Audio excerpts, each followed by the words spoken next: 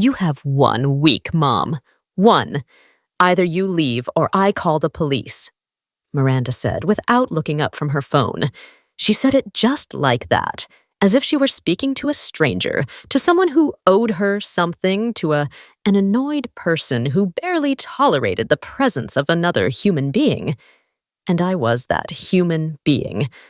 I stood there in the kitchen I'd designed myself more than 30 years ago, with the breakfast tray in my hands, in my usual robe, with the toast still warm, and the homemade strawberry jam she'd loved so much as a child. If you're watching this video, please like, subscribe to the channel, and tell me in the comments where you're watching my story of revenge from. I want to know how far it has reached. I didn't say a word. I just looked at her. Not for a hint of compassion, not anymore. Just to etch into my soul that cold, impassive face, that face I had once kissed through tears when she was born. You have 1 week, Mom. 1 week. I went in silence to my room, the small annex behind the garage, where I had resigned myself to living since Miranda took over the house. I opened the bottom drawer of the closet, the one I never let anyone touch, and there was the brown folder, dusty, heavy, with papers I no longer remembered saving. And something else. I didn't cry. I didn't feel fear. I felt something worse. An empty calm, an acceptance that hurt more than rage. When did I lose my daughter? When did she turn into this? And how did we get here? People think the pain starts with yelling, with arguments, with fights. No, the real pain comes with silence, with indifference, with that way of looking at someone you once loved and seeing absolutely nothing. Miranda was my only daughter. I had her young at 22. My husband, Christopher, died when she was just 5 in a motorcycle accident. I was left alone, with debts, with a child who had a heart condition and no family to help me. Those were difficult years, very difficult. I worked as a seamstress, as a housekeeper, as a nanny, whatever it took. Everything so Miranda wouldn't want for anything. Not food, not affection, not an education. I remember every sleepless night I spent when she ran a fever, and her asthma wouldn't let her breathe. I remember the hours-long walks to take her to her ballet classes because we couldn't afford the bus. I remember her smile when she got straight A's in school and told me she wanted to be a lawyer so no one would ever take anything from us again. And she did it. She was valedictorian of her class. She won scholarships. She worked at a prestigious law firm. And when Louis, her son, my grandson, was born, she asked for my help. I dropped everything to help her. I took care of the baby from the time he was a newborn. I cooked, cleaned, washed, and ironed. She never paid me a dime. I never asked for one. She was my daughter, until one day she said, "Mom, it'd be better if you moved to the room in the back, the staff room. That way you'll have your own space." And I, foolish and grateful, saw it as a gift. I didn't know it was the beginning of the end. Over the years, the affection disappeared. Miranda became colder, more impatient, more absent. I tried not to bother her. I did my chores, picked Louis up from school, made his dinner, but little by little, I began to notice things. She'd ask me not to sit and have dinner with them, to eat later. Louis started talking to me in the same tone she used, imitating her gestures, her impatience. On my 67th birthday, I baked a small cake. I waited until 8 p.m. They never came. They had gone out to dinner, not a single call, not a message. I blew out the candle alone and went to sleep with the cake untouched. A month before the eviction, I saw something I shouldn't have, an envelope with legal papers. I didn't want to read them, but I saw the logo of a law firm I knew, that of Oscar Mitchell. Oscar was a good man. He was important to me many years ago, before Christopher, before everything. A youthful love that faded when life pushed us down different paths. That envelope made me suspicious. Miranda was involved in something shady, and she didn't want me to know about it. I started observing more, listening, and I understood. She was using the house as collateral for something, an undeclared mortgage, a signature that was possibly not hers, or not only hers. When she said that phrase to me, "You have 1 week, Mom, or I'll call the police," it wasn't an impulse. It wasn't a bad day. It was a decision, an execution. Miranda wanted me out because I knew something or might discover it. But she didn't count on me having something else, something I had kept for more than 30 years, something that could change everything. As I closed the brown folder that night, I decided I wasn't going to beg. I wasn't going to fight. I wasn't going to yell. I was going to act. I went to the market the next day, as usual, but this time I took a detour. I walked past the street where Oscar used to live, and there it was. The sign, Mitchell and Associates, Family and Estate Law. I stood looking from the sidewalk. I didn't know if I should go in, didn't know if he would remember me, didn't know if he would see me. But I did it. The door rang with a soft chime. A young man offered me a seat. I asked for Oscar. The young man smiled. "Mrs. Johnson? From Santa Ana neighborhood?" I nodded, surprised. He immediately stood up and called out, "Dad, a very special client is here to see you." Dad. Oscar. He was here and he was going to see me. When I saw him, time stood still. His white hair, his tired but warm eyes, and that smile that hadn't changed at all. "Amelia," he said. "Oscar."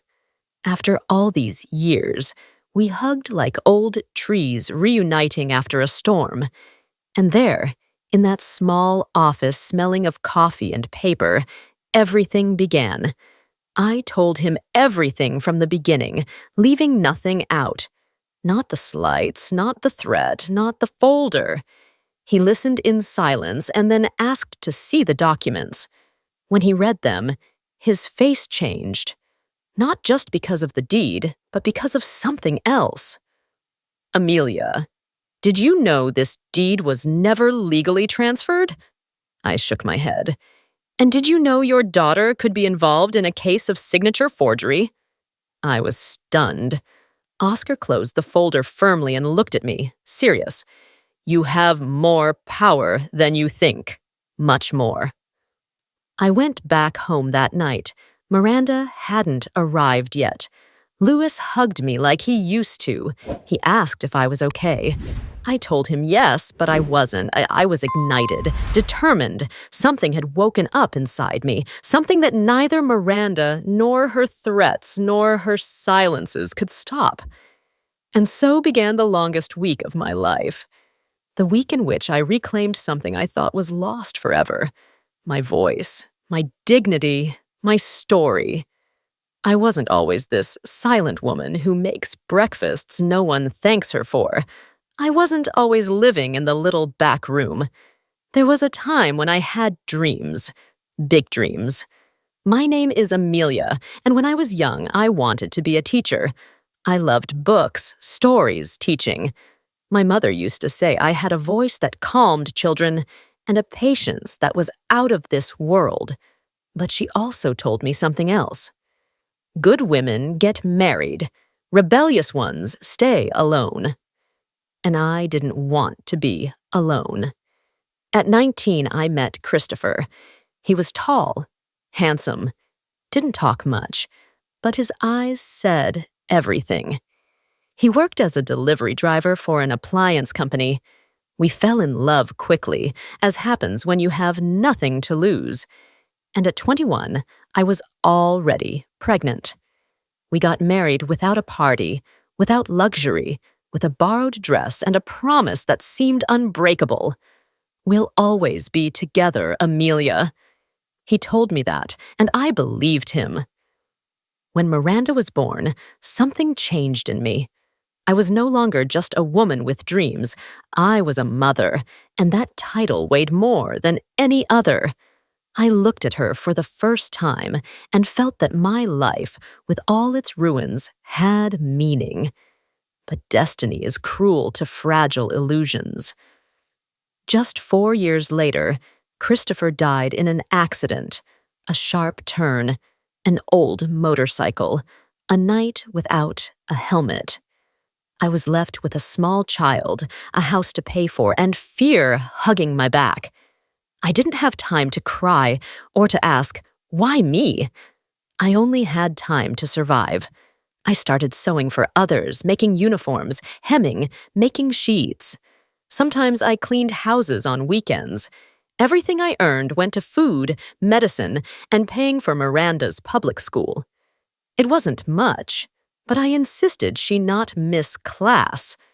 She was a quiet, intelligent child, with those eyes that observed everything. Once I asked her what she wanted to be when she grew up. She looked at me and said, "A lawyer. I want to help moms like you." I cried that night in silence, in the yard, with my hands full of needles and my feet frozen. Miranda grew up fast, faster than I would have liked. Not because she was in a hurry, but because life forced her to be. She never had luxuries, but she had love. There were never trips, but there were bedtime stories. There were never expensive toys, but there were dresses I sewed myself with invisible stitches and kisses hidden in every seam. When she turned 15, she asked for a party. I couldn't afford it, but I sold my industrial sewing machine, the one that had cost me so much to get. With that, I paid for her dress, some food, and a small hall in the neighborhood. She was radiant. She danced with me, hugged me, and whispered in my ear, "You're the best mom in the world." How do you get from that moment to this? How could that girl who hugged me with so much love tell me without blinking to leave my own house? Life went on. Miranda finished high school with honors. I was bursting with pride. She won a partial scholarship to college. I worked at the house of a rich lady who sometimes gave me books her children no longer used. With those, Miranda studied. She could barely stay awake at night from so much reading. And I would fall asleep in a corner of the kitchen, waiting for her with warm coffee. We were a team. During those years, she never had a serious boyfriend. She always said men were a distraction. I worried. I wanted her to be happy, not to become a study machine, but she insisted, "Everything in its own time, Mom. First, I want us to be okay." The us filled me with hope. It was in her last year that she met Adam, an engineer at a private company, older than her, but nice and well-mannered. I met him one day when he came with flowers and sweet bread for an afternoon snack. He seemed like a good guy. A year later, Miranda got pregnant. It wasn't planned, but it wasn't rejected either. They decided to live together. They didn't get married. I never quite understood why, but Miranda told me, "I don't want to tie myself to anyone yet. We'll do it if it happens." Louis, my grandson, was born, and my heart doubled in size. From day one, I was there taking care of him, bathing him, giving him his bottle while Miranda worked long hours at the law firm where she had gotten a job.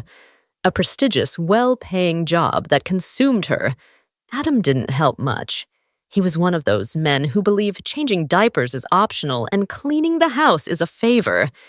They argued more and more until one day he left without saying goodbye, without looking back, and I was left with a frustrated daughter and a grandson who called me Mom before he could even talk properly.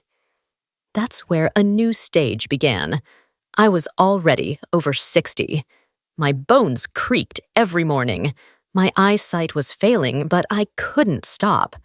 Miranda needed me to do everything, and I did it because, well, that's what mothers are for, right? Only little by little, the thank you became absent, the smiles more scarce, and the orders more terse. Mom, don't touch my papers. Mom, please don't get involved in what you don't understand. Mom, can you be quieter? At first, it hurt. Then I got used to it, and that was my mistake. Once, when I walked into her room by accident because Lewis had asked me for his tablet, I saw something I shouldn't have. A black folder full of contracts, alone in Miranda's name, with the house as collateral. I didn't understand the terms. I'm not a lawyer, but I recognized the address, mine, ours. I tried to talk to her. I asked her if she was okay, if she needed help. Mom, don't get involved. But Miranda, are you mortgaging the house?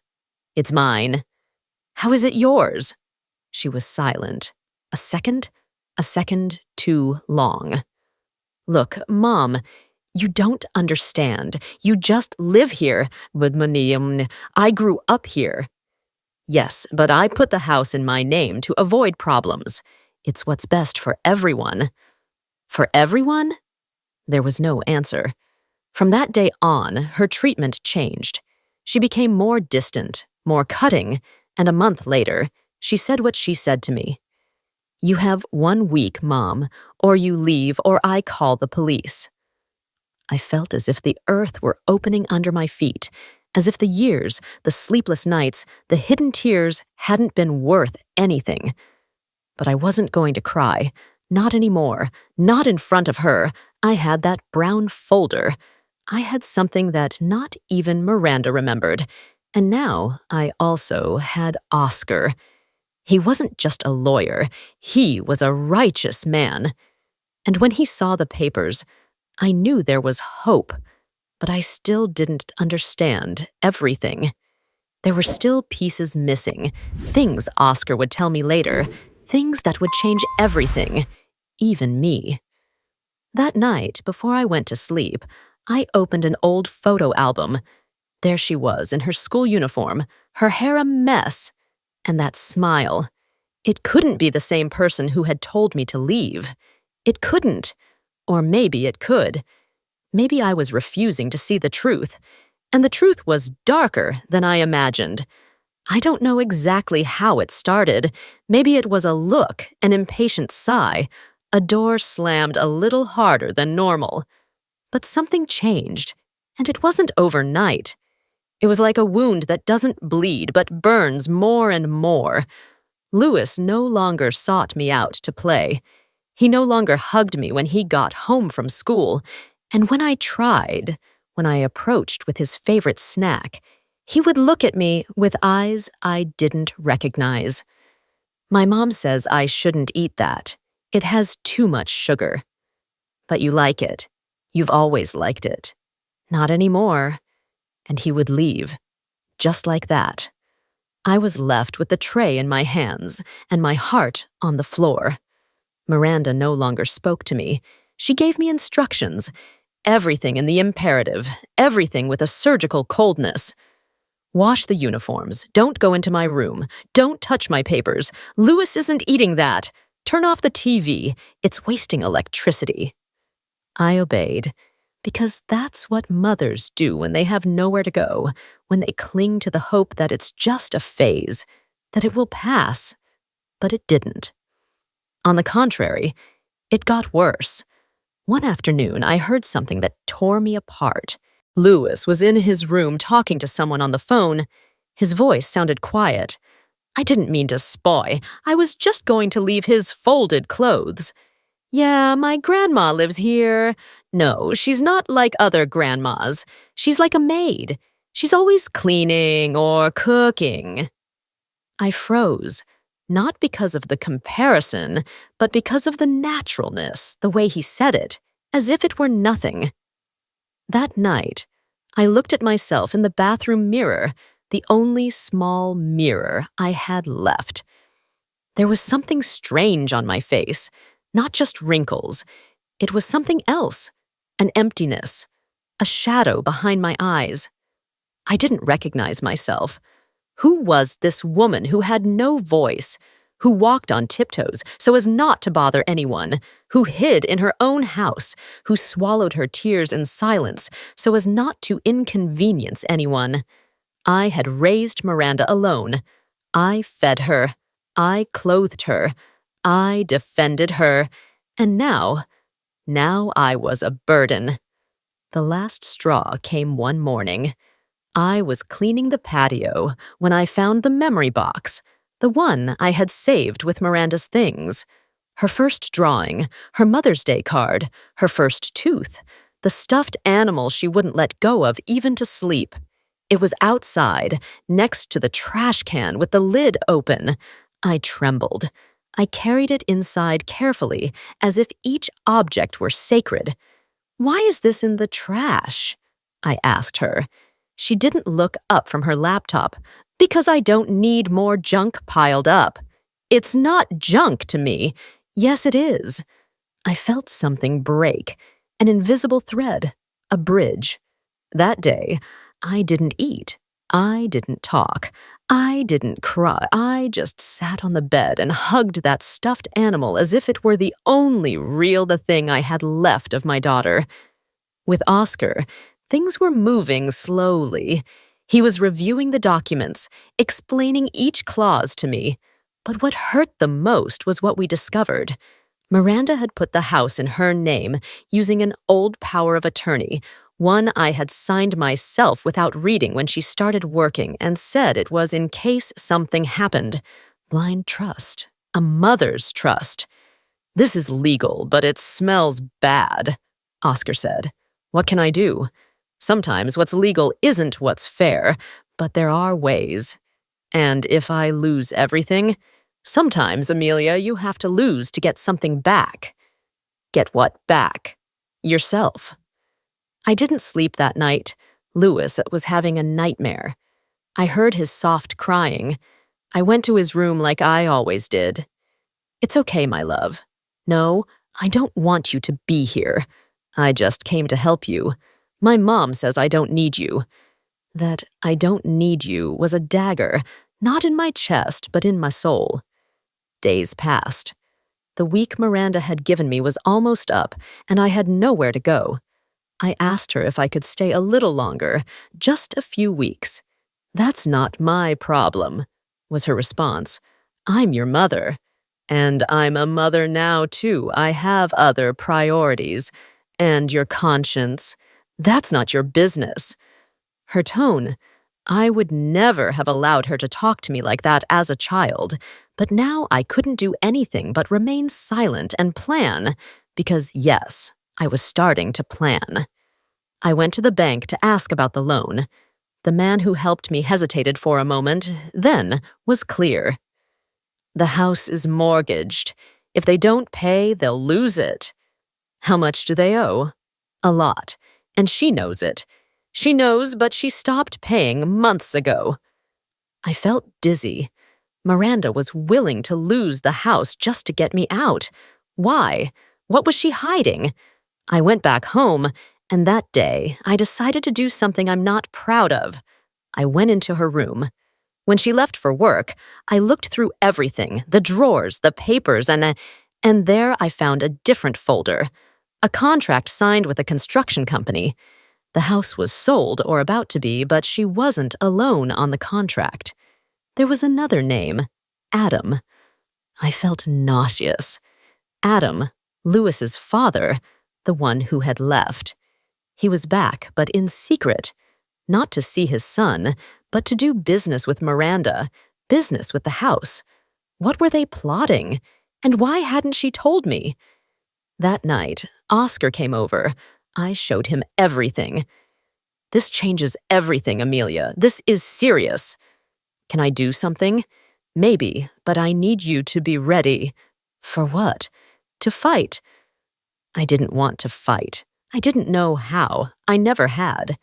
But it wasn't just for me anymore. It was for my dignity, for my story, for that Amelia who had been buried under years of silent service. The night before the last day of the deadline Miranda had given me, I packed my suitcase, but not with clothes. With memories, photos, letters, old papers, and the most important document of all, the real deed to the house with Christopher's name, my husband and mine. I had never officially changed it, never transferred it. That could change everything. I slept with a lump in my throat. Louis didn't even say goodbye to me that morning, and Miranda left an envelope with money on the table. So you can't say I left you with nothing. I didn't touch it. Money doesn't erase contempt. It doesn't buy back what was broken. I went to see Oscar, and what he told me made me tremble. You have to decide, Amelia.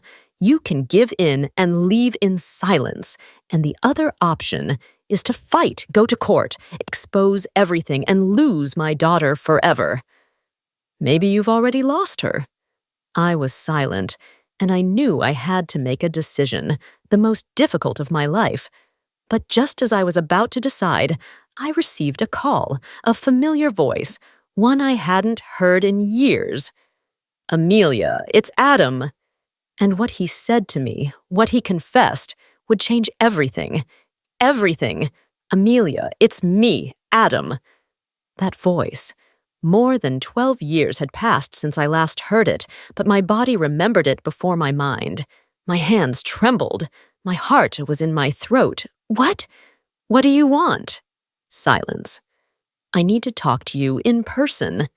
About what? About Miranda and about the house. Not everything is as you think. I didn't know whether to hang up or run, but something in his tone wasn't arrogance. It wasn't coldness. It was guilt. We met at a small cafe, far from the neighborhood. Adam had changed. Gray hair, wrinkles, dark circles under his eyes, but his eyes were the same, intense, restless, and this time, sad. Before you say anything, he began. I know. I was a coward. I left without looking back. I abandoned Miranda and you. I have no excuses. I looked at him. I didn't say anything. The silence was heavy. But I'm not here to ask for forgiveness. I'm here because she came looking for me 6 months ago. He nodded. She offered me a deal. She told me that if I signed some papers, she would give me part of the money when she sold the house. It hurt. Not because of the money, but because of the coldness, the strategy. And you did it. No. At first I hesitated. It seemed dirty. But then I saw Louis, our son, and I felt I had to be close, even if it was from the shadows. From the shadows? Miranda doesn't want him to know I'm here. She forbade me from getting close. She says it could destabilize him, that you could put strange ideas in his head. I laughed, but it was a bitter laugh. Strange ideas like having a grandmother who loves him? Exactly. Adam handed me a folder. Here are copies of everything I signed, but there's something she doesn't know. What? I recorded a conversation. She doesn't know. She said things that would help you if you decide to fight for the house. I looked at him intently. Why now? Because I saw what she was doing to you and Louis, and it hurts me. Because even though I failed as a father, I don't want to fail as a human being. I returned home with the folder pressed against my chest. Oscar listened to the audio. His expression changed. This is dynamite. It's legal enough to stop the sale, and if you play your cards right, you could get everything back. Everything? More than that. Your place, your voice, your respect. The following days were tense. Miranda started packing boxes. Have you decided where you're going to go yet? Not yet. Well, decide soon. The construction company is coming in 4 days. I want everything clean. And Louis is going to stay with his dad for a few days. It'll be good for him. She was lying. Her hands were trembling. She was nervous. She knew something wasn't right. That night, I wrote a letter to Louis in case I couldn't say goodbye. I told him my story. I talked about his mother when she was a little girl. I told him how much I loved him and promised him that no matter what, I would always be there for him. I put the letter in his backpack. 2 days before the final deadline, Oscar and I went to the courthouse. We filed the documentation. We requested a precautionary measure to stop any transfer of the house. They looked at us with skepticism, but when they heard the audio, their faces changed.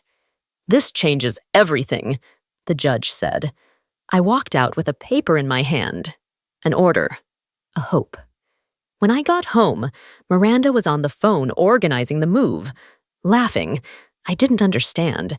Laughing while erasing me. When she saw me, she hung up. "What are you doing home so early?" "I have this."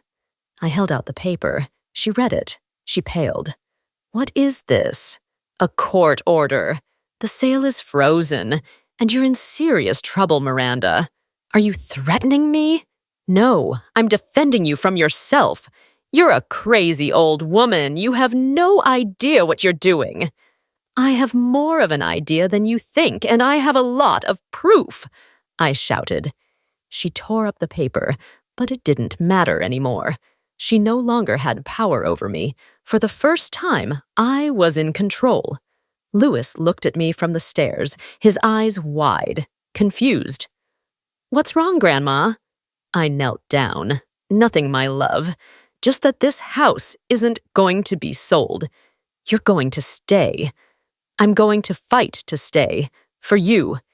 He hugged me for the first time in months and didn't let go. The next day, Miranda left. She said she needed time to think. I don't know where she went. She didn't tell me, but the house was silent. Louis and I ate together, played, watched a movie, and in the middle of the night, he came down in his pajamas and said, "Grandma, can I sleep with you?" I cried in silence, but this time not from sadness, but from relief, from love, from a return. Oscar called me that same night. "We have a hearing in 2 weeks. Get ready." "Do you think I can win?" "I think you've already started to win, Amelia." "How?" "By becoming yourself again." Miranda sent a cold, formal email. "You will face the consequences. I have my own lawyers." I didn't respond. I didn't have to, because now I had the truth. And more than that, I had my dignity. I went to the cemetery to visit Christopher's grave. I hadn't been there in years. Forgive me for getting lost, but I'm back now, and they're not going to get me out that easily. The wind was blowing hard, but I wasn't cold. I felt something strange, as if he were hugging me, as if he were saying, "You're doing well." There were only a few days left until the hearing, and anything could happen. But one thing was for sure. I was no longer the same. I was no longer invisible. I was no longer a shadow. I was Amelia, the mother, the grandmother, the woman who said, "Enough," and the world would have to listen to her. She came back like a hurricane a week later, without warning, accompanied by 2 lawyers and a smile I didn't recognize. "Did you think I was going to sit back and do nothing?" I didn't answer. I watched her walk into the house like an executive. No, my daughter. A gray suit, high heels, a sharp gaze. Louis was at school, and I was alone. One of the men handed me an envelope. Lawsuit for wrongful occupation of property, attempted fraud, and psychological damage to a minor. I looked up. Psychological damage? She says you're manipulating her son, turning him against her. Miranda wasn't looking at me. She was looking at the walls, the paintings, the sofa. "We're also going to request a psychiatric evaluation," He added, "If you're not capable of taking care of yourself, this battle won't even begin." I sat down slowly. My heart was pounding in my throat. "This is what you wanted, to win a house by dragging your mother through the courts. What I want is peace, and you're an obstacle.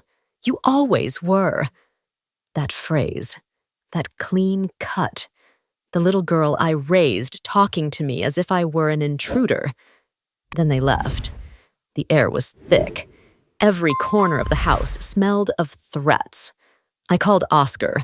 I told him everything. "We knew this could happen, but we have a way to defend you. They're going to try to have me declared incompetent. And they're not going to succeed because you're more lucid than all of them put together." Louis noticed the change. "Why is Mom so angry?" "Because she's scared, my love. Sometimes when people are scared, they do ugly things." "Is she going to take you away from here?" "She's going to try." "I don't want you to leave, Grandma. And I'm not going to leave without a fight." Adam called me that night. "I heard about the lawsuit. She sued you, too. She threatened to take away my parental rights if I helped you. And let her try." His voice was firm. For the first time, I felt like we were a team. "Is there anything I can do?" "Yes. I want you to be at the hearing. I want you to talk." "I will." Oscar and I worked day and night. Documents, photos, letters, testimonies. We gathered neighbors, teachers, even Louis's pediatrician. Everyone agreed. Louis was happy when he was with me. "Your daughter doesn't see it," the doctor said, "but that boy finds the love he doesn't receive from her and you." The night before the hearing, I didn't sleep. I thought about my mother, how she taught me to sew, how she stood alone after my father's death. I thought about Christopher, his silent tenderness, how proud he would be. And I thought about Miranda. What broke her like this? When did she stop seeing me as her mother and start seeing me as a burden? The courtroom was full. Miranda arrived accompanied by her lawyers, Louis with Adam. When he saw me, he ran to hug me. One of the lawyers tried to stop him, but the judge raised his hand. "Let him be. He's just a child." Miranda spoke first. "My mother has shown erratic behaviors. She suffers from episodes of confusion. Furthermore, she has negatively influenced my son, emotionally manipulating him. She listed episodes that never happened, distorted situations, lies." Oscar touched my hand. It was trembling. "Relax," he whispered. "It's your turn now." I stood up. The judge looked at me. "Do you have anything to say, Mrs. Johnson?" I took a deep breath. "I'm 72 years old. I raised my daughter alone after losing my husband. I worked as a seamstress. I cleaned houses. I sold cakes. I did everything for her and for my grandson. I love him with all my heart. I would never hurt him. But they're accusing me of that, to take away the house where I've lived my entire life." It was hard to hold back tears. I know I'm not perfect, but I'm not crazy. I'm not confused. I'm hurt because my daughter no longer sees me as her mother, but as a burden. There was a silence. Then Adam asked to speak. The judge hesitated. He looked at the lawyers, but in the end, he allowed it. "I am Miranda's father. I was absent for many years. I admit it. But in these past few months, I've tried to rebuild our bond, and I saw something that hurt me deeply. Miranda is using the law as a shield to cover up her guilt." He held up a voice recorder. "This is a conversation I had with her. She didn't know she was being recorded." The judge listened. Miranda paled. Her voice on the audio was clear. "My mom only has a few years left. Let her go to a retirement home. Let her die in peace. This house is mine." The judge called a recess. Miranda left, furious. "How dare you record me?" You taught me to defend myself, Adam said, and now I'm defending Amelia. Oscar looked at me. This changes everything. We have a chance. We have a great chance. During the recess, Lewis approached the judge and gave him a drawing. It was him and me, holding hands in front of the house. Below, he wrote in clumsy handwriting, "I am happy with my grandma." We went back to the room. The judge was serious. This court considers that there is not enough evidence to declare Mrs. Johnson incompetent. On the contrary, her lucidity, her coherence, and the genuine affection that unites her with her grandson are evident. Miranda slumped into her chair. Any sale process of the property is suspended until further notice. I left the courthouse speechless. Oscar hugged me. Adam did too. Lewis took my hand and said, "They're not going to get us out now." No, my love, we're going to be okay. That night, I slept like I hadn't in years. I didn't dream of trials, or screaming, or betrayal. I dreamed of a garden and a little girl with long braids who said, "Mom, do you want to play? It's with me." It was Miranda. But it was a different Miranda, the one I had been losing over the years. When I woke up, I knew the war wasn't over, but that battle, the toughest one, I had won. Not alone, but with allies, with truth, and with love. She didn't come home after the trial. Miranda disappeared for weeks. She didn't call. She didn't write. She didn't send Lewis over with excuses. But her absence wasn't peace. It was a calm before the storm. Oscar said it clearly. She hasn't given up. She's cooking something up. He was right. One morning, while I was making coffee, there was a knock at the door. I opened it, and there she was. Not Miranda, but a court officer. "Good morning, Mrs. Johnson.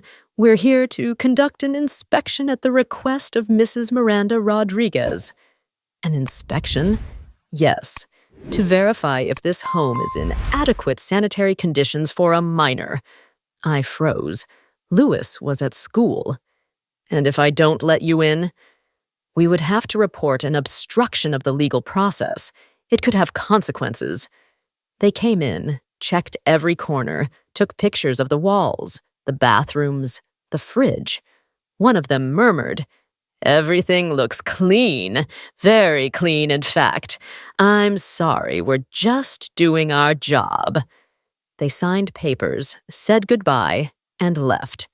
I sat in the kitchen, my hands trembling. Oscar arrived in minutes. "I told you she would be back. She's looking for new ways to attack you." "And now what?" "Now we have to anticipate her. She wants to prove that you're not in a position to raise Lewis." "And how do you defend yourself against such a dirty lie?" "With the truth and with strategy." The next day, Lewis didn't show up. I called the school. His mother picked him up early. She hadn't told me. She wasn't answering calls. She wasn't responding to messages. A day passed, then 2. On the 3rd day, Adam came into my house. "She won't let me see Lewis. She says she needs to reconnect with her son." "What does that mean?" "It means she's taking the boy away to distance him from you." We called the judge, but Miranda had called first. She filed an urgent request for full custody. Her argument? "My mother has started an emotional campaign to manipulate my son. The child is confused. He needs space." Oscar was furious. "She's using the child as a pawn." I didn't say anything. I felt a hole in my chest, as if someone had ripped something out from inside. Adam tried to see Lewis. He went to the house. He waited for hours. Nothing. He finally managed to get Miranda's lawyer to grant him a visit at a public park. He took me with him. I was nervous. I was afraid she wouldn't let me get close. But when Lewis saw me, he ran into my arms. "Grandma, I missed you so much," he cried. "Me too. Are you okay, my love? Mom says you're bad, that you want to take her away from me." I felt the world shatter a little more. We sat on a bench. Louis squeezed my hand. Grandma, am I going to stay with Mom forever?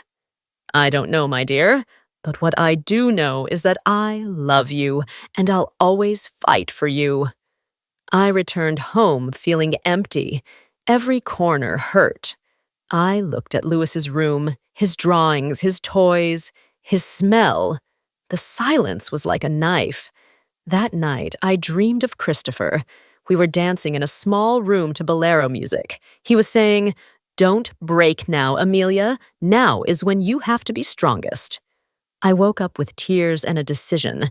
I called Oscar. I'm going to talk. I'm going to tell everything, even what hurts. Are you sure? Yes. The only way to beat her is to show what she wants to hide most. Days later, we were summoned for a temporary custody hearing. Miranda arrived impeccable, in a beige dress, perfect makeup, a serene expression. But I noticed the crack. Her eyes didn't shine. Her jaw was tense. The judge spoke. This court will evaluate whether Mrs. Johnson is in a position to maintain frequent contact with her grandson. Miranda spoke. My mother has emotionally destabilized my son. She fills him with guilt. She makes him believe I'm against him. I can't allow her to continue interfering.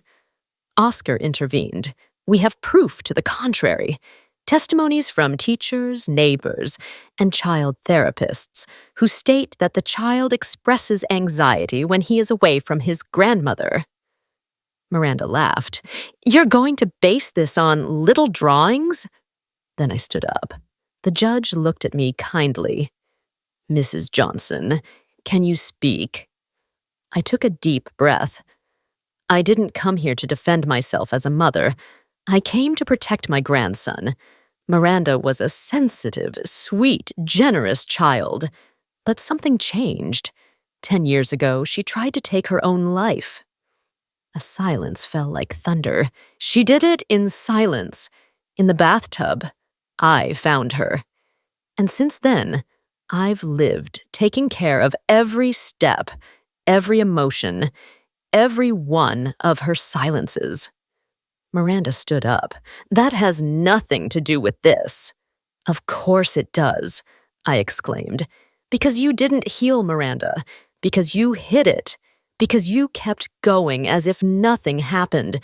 And you turned that pain into poison, into rage. And now you're throwing it at your son, at me, at everyone. The judge raised his hand. Please, silence. But I continued. I don't hate you, daughter. I pity you, because you don't even understand what you carry inside. But I won't let you drag Louis down with you. I already saved your life once, and if I have to save my grandson's life from you, I will do it again. The judge suspended the hearing, requested a psychological evaluation of both parties, and issued a provisional order. Louis was to spend 3 days a week with me, the other 4 with Miranda. Adam hugged me as we left. You were brave. I was a mother. At home, Louis ran to his room, took out his pencils. I'm going to draw a picture for the judge so he can see that I'm happy with you.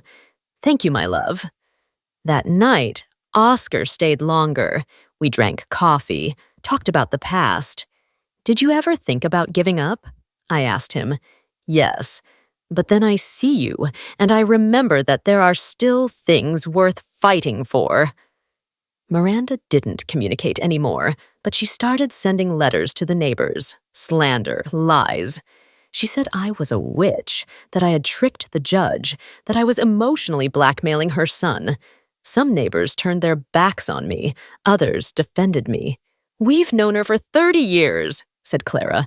We know who she is, and we know who her daughter isn't. Louis hugged me one afternoon. Mom says you made up everything you said. And what do you believe? I believe you're telling me the truth because your voice doesn't tremble when you talk to me. Then I knew. Miranda had lost more than just the hearing. She had lost her son's heart, and she wasn't going to forgive that. The last letter I received from her was short, in a amor, a single line written in black ink. If I can't have him, you can't either. I shivered. How far would she be willing to go? I never imagined that the battle for my grandson would reach that level of darkness. It was as if the ground were opening under my feet and swallowing me slowly, without mercy. The night I received that call, my world began to fall apart again. "Grandma, I'm at Mom's house." His voice sounded weak, scared. "Louis, what's wrong, my love? Are you okay?" "I don't want to go back with you. She said you should leave forever." My heart sank. "Why are you saying that, Louis?" "Because Mom is scared you'll hurt me again." And the line went dead. I stood motionless with the phone trembling in my hands. How far had Miranda's lies gone? How much damage could she do to my grandson and to me? The following days were a nightmare. Before I could react, a police car showed up at my door. 2 officers looked at me seriously. "Mrs. Johnson, we need you to come to the station to clarify a complaint." I didn't understand anything.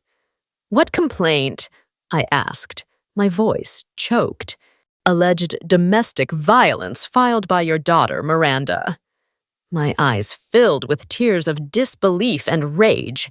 How could that be possible? Never in my life had I raised my hand against anyone, much less my own flesh and blood. At the police station, the interrogation was long and cold. Every question was a stab. I felt trapped like a prey caught in an invisible net. I tried to explain that it was all a lie, that Miranda was manipulating the situation to get custody of Louis, but no one seemed to want to listen. They let me go, yes, but the shadow of the accusations stayed with me like a stain no one could erase. People started talking. Neighbors whispered as I walked by. Anonymous letters arrived in my mailbox filled with insults and threats. "Abuser, liar, crazy," some said. I felt that everything I had built in my life was crumbling before my eyes, but inside me, a spark refused to go out, a silent fire that told me, "You're not alone. Feet." Oscar and Adam, old friends from my youth, became my unconditional support. Oscar, with his deep, calm voice, would say, "We're not going to let them destroy you. We're stronger than they think." Adam took it upon himself to find a lawyer, someone who could defend my truth and Louis's. Meanwhile, Louis was getting further away every day. The visits that used to fill my house with laughter were now brief, tense moments. One afternoon, as I said goodbye to him at the door, I hugged him with all my strength. "I love you, Grandma." His words were like a balm, and at the same time a painful reminder of the fragility of our relationship. Then came the unexpected twist. One night, an anonymous call offered me the hope I needed. "Amelia, look at what I found at Miranda's house." They sent me photos via text, hidden documents, old letters, and photographs Miranda never wanted anyone to see. It was the evidence I needed to prove the truth. As I reviewed the documents, I discovered that Miranda had hidden her true history, a childhood broken by abandonment and violence that explained her rage and her need to control everything around her. But I also found something even darker, clear proof that she was manipulating Louis, filling him with fear and hatred towards me. Letters in which she referred to me with cruel words, recordings of conversations where she distorted reality. I decided it was time to act. With the help of Oscar, Adam, and the lawyer, I organized everything to present this evidence at the next court hearing. It was my last chance to reclaim my dignity and my family's peace. The day of the trial arrived with a tense air, charged with emotions. Miranda was radiant, sure of herself as always, but this time I was also prepared. When the judge asked for the evidence, I handed over the documents one by one, showed photos, letters, testimonies from neighbors and friends who confirmed my version. Miranda remained silent, without arguments. Her arrogant smile faded. The judge called a recess to deliberate. During those minutes, Louis came over and took my hand. "Grandma, is everything going to be okay?" His gaze, filled with hope, gave me strength. "Yes, my love, everything is going to be okay." When we returned, the judge issued a forceful resolution. "This court orders immediate shared custody for the minor Louis. Furthermore, a psychological evaluation is ordered for Mrs. Miranda and therapeutic sessions for the child." Miranda bowed her head, defeated. I left the courthouse with a relieved heart, but aware that the battle was not yet over. Louis returned to my side with a shy smile, more secure, happier. That night, I slept peacefully for the first time in months, because I understood that true strength does not lie in hatred or revenge. It lies in the love that fights, in the dignity that stands firm. But the story was not yet over. I knew that Louis's future and mine depended on me staying strong, on not giving into fear or darkness. Because in the middle of the storm, hope is the light that must never go out. The court resolution brought a tense calm, a forced pause in the middle of the storm that had consumed so many years of my life. However, I knew that the real challenge was not in the laws or in the sentences, but in the difficult path toward rebuilding a shattered family. Miranda, although forced to comply with supervised visits and therapy, remained an enigma, a dangerous mix of wounded pride and a broken soul that couldn't find its place. Louis, my little warrior, had begun to flourish under my care, but the fear of losing him was as always present. Every night, as I tucked him in, I felt a knot in my stomach thinking about the days to come, the fights that would continue, and the uncertainty that still persisted. Miranda's shadow was long and dark, but I was determined to be the light that would dispel that evil. In the weeks that followed, I transformed my home into a refuge for Louis and for myself. I reconnected with old friends, resumed my community work, and began to write. Words became my therapy, a way to give voice to everything I had lived through and suffered. It was at that moment that I decided I had to share my story, not only to heal, but to inspire other women who, like me, had felt abandoned and betrayed by those they loved. My dark and sincere story began to circulate in small circles, and soon a local journalist became interested in telling my story to the world. The interview was intense, charged with tears and truths, and when the article was published, something unexpected happened. Many women wrote to me, thanking me for giving a voice to what they had silenced for years. It was a call to female solidarity, a collective awakening that filled me with hope and purpose. But the battle with Miranda didn't end there. She, wounded in her pride and perhaps scared by the public attention, began to change her strategy. She tried to use Louis as a weapon, manipulating his mind and feelings to distance him from me. It was a cruel and painful game that forced me to reinforce my boundaries and protect my grandson more firmly than ever. The family therapy became an emotional roller coaster. In some sessions, it seemed that there was a breakthrough, that Miranda was willing to face her demons and repair the damage. But in others, the verbal violence and the refusal to cooperate were a reflection of an abyss that seemed insurmountable. However, I never lost faith. Every small step, every gesture of repentance was a ray of light in the darkness. One night, while Louis was sleeping, I received an unexpected call. It was Miranda, with a trembling voice full of repentance. "Grandma, I know I have hurt you and I don't know how to apologize, but I want to try to change for Lewis and for us." My heart raced. After years of pain, I was finally hearing a whisper of hope. "Miranda," I replied with a soft but firm voice, "the road won't be easy, but if you're truly willing to fight, I'll be here to help you." That was the beginning of a slow, painful, but genuine process. Miranda began to attend her therapy sessions with commitment, and little by little, the walls of hatred and mistrust began to fall. Lewis began to regain his full smile, to open his heart without fear. Our family, fragmented and broken, began to heal. Years later, we had a family reunion where everyone, including Oscar, Adam, and Anna, shared stories, laughter, and tears. We had traveled a long and dark road, but together we had found the light. At that moment, I understood that the true victory was not winning a legal battle or proving who was right. It was the ability to forgive, to love despite the pain, and to build a better future step by step.